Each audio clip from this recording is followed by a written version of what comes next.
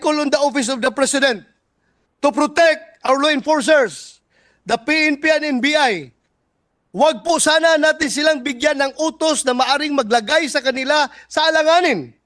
Hayaan po sana natin silang maging malaya sa pagpapatupad ng kung anong nararapat ayon sa ating saligang batas.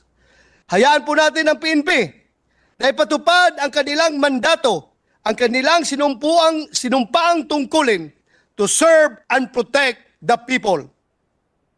Huwag po nating pahintulutan, gawin silang tau-tauhan ng kung sinuman, lalo na ng mga dayuhan para sa kanilang sariling mga interes or motibo.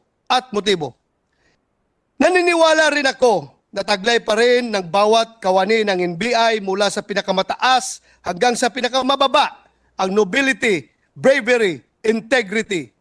Dalangin ko na hindi nawa magamit ang dakilang ahinsya na ito bilang kasangkapan ng paghihiganti ng ilang mga nilalang na may personal na galit sa nagdaang administrasyon. Nananawagan po ako, please spare these institutions. Hindi nyo sila utusan, hindi nyo sila pag-aari. Sila ay mga lingkod bayan at ang pananagutan nila ay sa sambayanan. Huwag nyo sila itali sa ICC na isang organisasyon na wala na tayong obligasyon. Ang pakikipag-ugnayan at koneksyon natin sa kanila ay matagal nang naputol.